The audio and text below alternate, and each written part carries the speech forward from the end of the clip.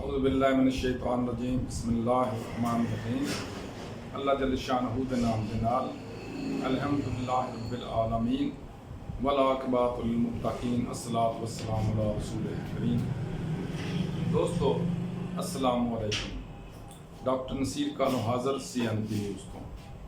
दोस्तों अजकल वही टॉपिक चल रहा साडा कि साढ़े ते जिहड़ी इंपोज की गई है, मुसलत की गई लड़ाई इंडिया की तरफों, और सारी मोदी की शैतानी आ, मोदी की शरारत आ, मोदी की दहशतगर्दी आ, और मोदी का जुल्म सितम और जो भी गासबाना चीज़ा कर सकता वो बंदा कर रहा। दोस्तों लेकिन तुसी देखा होना कि हज़रत अली करबला वाजह दा फरमान है, एक बड़ा अहम जी गल है, बड़ी आम जी गल है।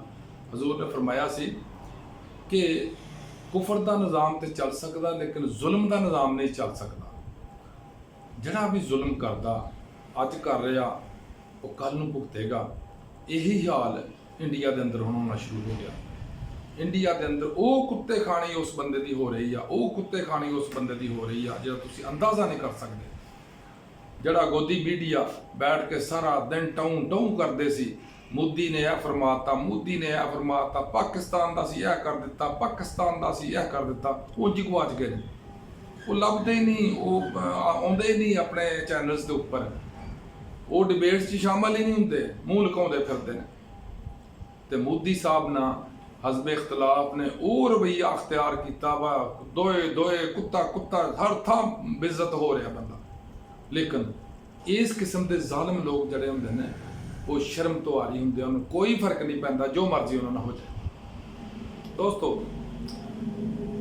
साडी एयरफोर्स ने जड़ी जवामर्दी, दलेरी, बहादरी और जानसारी का सबूत दिता है, वो ना सिर्फ सानू तो पता सीगा अल्लाह के फजल ना, देखो ना साडे बच्चे ने सारे, सानू तो अपने बच्चों का पता होंदा, हर बंदे नूं पता होंदा, सानू अपने बच्चों का पता सी कि इंशाअल्लाह या आप है नहीं या गाहक है नहीं, तो जो भी करनगे इंशाअल्लाह तुन के करनगे, और जो भी करनगे अल्लाह के फजल करम नाल ठीक करनगे, और जो भी करनगे अल्लाह ताला दी तो उम्मीद रख के, अल्लाह ताला के फजल नूं सामने रख के करनगे, अल्लाह के हुक्म नूं सामने रख के करनगे।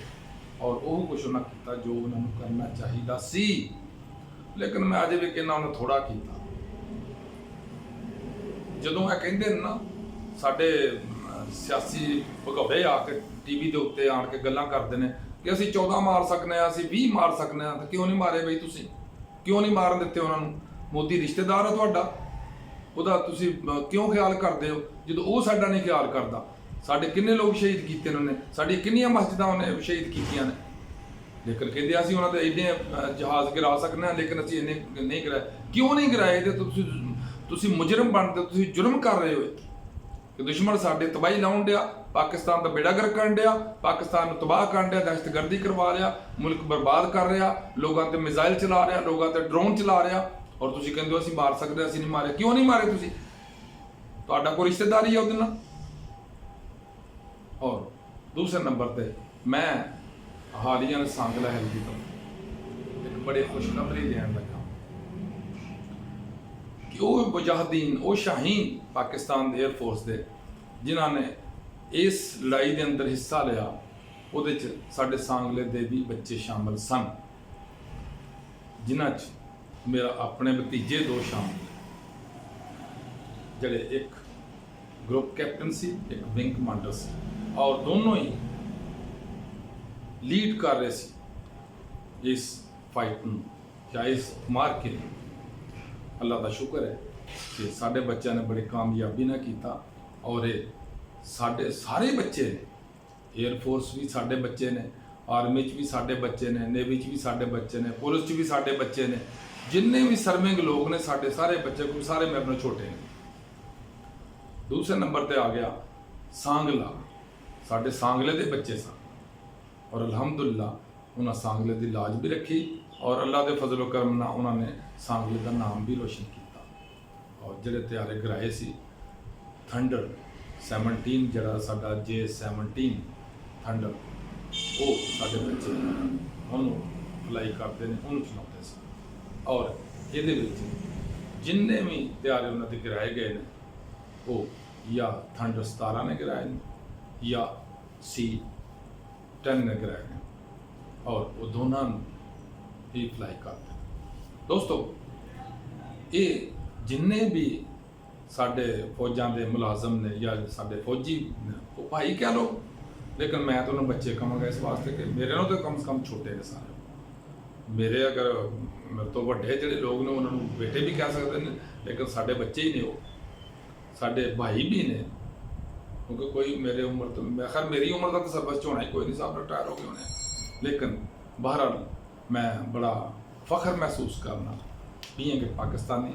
ਹਾਲਾਂਕਿ ਸਾਡੇ ਪਾਸਪੋਰਟ ਦੀ ਜੋ ਬੇਕਦਰੀ ਇਸ ਹਕੂਮਤ ਨੇ ਕਰਵਾਈ ਆ ਜਾਂ ਜਿਨ੍ਹਾਂ ਹਕੂਮਤਾਂ ਨੇ ਕਰਵਾਈ ਆ ਉਹਨਾਂ ਨੂੰ ਅਫਸੋਸ ਵੀ ਬੜਾ, ਲੇਕਿਨ ਸਭ ਤੋਂ ਬੜੀ ਅਫਸੋਸ ਦੀ ਗੱਲ ਇਹ ਆ ਕਿ ਸਾਡੇ ਪਾਸਪੋਰਟ ਦੀ ਕਦਰ ਨਹੀਂ ਰਹਿ ਗਈ, ਸਾਡੇ ਪਾਕਿਸਤਾਨੀ ਹੋਣ ਦੀ ਕਦਰ ਨਹੀਂ ਸੀ।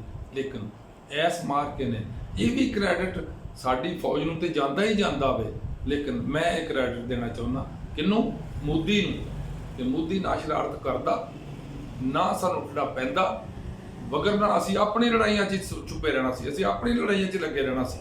ਜਿਸ ਤਰ੍ਹਾਂ ਤੁਸੀਂ ਦੇਖਿਆ ਹੋਣਾ ਵਰਲਡ ਵਾਈਡ ਦੇ ਉੱਤੇ ਜਾਂ ਜਿਹੜੇ ਹੈ ਐਨੀਮਲ ਦਾ ਜਿਹੜਾ ਚੈਨਲ ਆਉਂਦਾ ਵੇ ਉਹਦੇ ਤੇ ਕਿ ਕਈ ਦਫਾ ਇਹ ਦੋ ਜਾਨਵਰ ਲੜਦੇ ਹੁੰਦੇ ਨੇ ਔਰ ਤੀਸਰਾ ਪਿੱਛੋਂ ਖੂੰਖਾਰ ਜਾਨਵਰ ਆਉਂਦਾ, ਸ਼ਿਕਾਰੀ ਆਉਂਦਾ ਔਰ ਇੱਕ ਅੱਧੇ ਨੂੰ ਪਕੜ ਕੇ ਤੇ ਖਾ ਜਾਂਦਾ। ਇਹੀ ਹਾਲ ਸਾਡਾ ਸੀ। ਅਸੀਂ ਆਪਣੀ ਲੜਾਈ ਨਹੀਂ ਛੱਡਣ ਦੇ, ਲੇਕਿਨ ਮੋਦੀ ਦੀ ਮਿਹਰਬਾਨੀ ਹੈ, ਮੋਦੀ ਦਾ ਅਹਿਸਾਨ ਹੈ ਸਾਡੇ ਤੇ ਕਿ ਉਹਨੇ ਸਾਡੇ ਤੇ ਹਮਲਾ ਕਰਕੇ, ਹਾਲਾਂਕਿ ਫਾਲਸ ਫਲੈਗ ਆਪਰੇਸ਼ਨ ਵੀ ਉਹਨੇ ਖੁਦ ਕਰਵਾਇਆ। ਉਹ ਜਿਹਦੇ 'ਚ 25-26 ਬੰਦੇ ਆਪਣੇ ਮਾਰ ਲਏ ਸੀ, ਉਹ ਜਨਾਬ ਉਹ ਕਹਿੰਦਾ ਟੈਰਰਿਸਟ ਜਿਹੜੇ ਨੇ ਉਹ ਦੌੜ ਗਏ ਸੀ। ਲਓ ਜੀ 7 ਲੱਖ ਫੌਜ ਉੱਥੇ ਬੈਠੀ ਆ ਕਸ਼ਮੀਰ 'ਚ ਤੇ ਟੈਰਰਿਸਟ ਫੇਰ ਵੀ ਦੌੜ ਗਏ ਸੀ ਇਹਨਾਂ ਕੋਲ। ਦੌਰ ਬੇਟੇ ਮੂੰਹ ਤੁਹਾਡੀ ਦਹਿਸ਼ਤਗਰਦੀ ਦਾ, ਦੌਰ ਬੇਟੇ ਮੂੰਹ ਤੁਹਾਡੀ ਰਾਹ ਦਾ। ਜਿਹਨਾਂ ਕੋਲ ਟੈਰਰਿਸਟ ਦੌੜ ਗਏ, ਉਹ ਟੈਰਰਿਸਟ ਇਸ ਵਾਸਤੇ ਦੌੜ ਗਏ ਸੀ ਕਿਉਂਕਿ ਉਹ ਟੈਰਰਿਸਟ ਤੁਹਾਡੇ ਆਪਣੇ ਰਾਹ ਦੇ ਬੰਦੇ ਸੀ। ਅੱਲਾਹ ਤਾਲਾ ਦਾ ਸ਼ੁਕਰ ਹੈ, ਅੱਲਾਹ ਤਾਲਾ ਨੇ ਸਾਨੂੰ ਸੁਖਰ ਕੀਤਾ ਔਰ ਇਹਦਾ ਫਾਇਦਾ ਸਿਰਫ ਪਾਕਿਸਤਾਨ ਨੂੰ ਨਹੀਂ ਹੋਇਆ ਬਲਕਿ ਸਾਡੇ ਦੋਸਤ ਅਹਿਬਾਬ ਨੂੰ ਬੜਾ ਹੋਇਆ। ਹਾਲਾਂਕਿ ਇੰਡੀਆ ਦੇ ਭਗੌੜੇ ਭੌਂਕੇ ਜਿਹੜੇ ਨੇ ਉਹ ਤੁਰਕੀ ਦੇ ਖਿਲਾਫ ਵੀ ਬਕਵਾਸ ਕਰਦੇ ਨੇ, ਉਹ ਸਾਡੇ ਖਿਲਾਫ ਵੀ ਬਕਵਾਸ ਕਰਦੇ ਨੇ, ਉਹ ਚਾਈਨਾ ਦੇ ਖਿਲਾਫ ਵੀ ਬਕਵਾਸ ਕਰਦੇ ਨੇ ਔਰ ਅਜ਼ਰਬਾਈਜਾਨ ਦੇ ਖਿਲਾਫ ਵੀ ਬਕਵਾਸ ਕਰਦੇ ਨੇ। ਲੇਕਿਨ ਸਿਆਣਾ ਹੈ ਕਿ ਅਸੀਂ ਕੁੱਤੇ ਭੌਂਕਦੇ ਰਹਿੰਦੇ ਨੇ, ਰਾਹੀ ਚੱਲਦੇ ਰਹਿੰਦੇ ਨੇ। ਅੰਗਰੇਜ਼ ਨੇ ਕਿਹਾ ਜੀ ਬਾਰਕਿੰਗ ਡੌਗ ਸੈਲਡਮ ਬਾਈਟ। ਇਹਨਾਂ ਸਾਨੂੰ ਕੀ ਕਰ ਲੈਣਾ। ਅੱਲਾਹ ਹਾਫਿਜ਼, ਅਸਲਾਮ।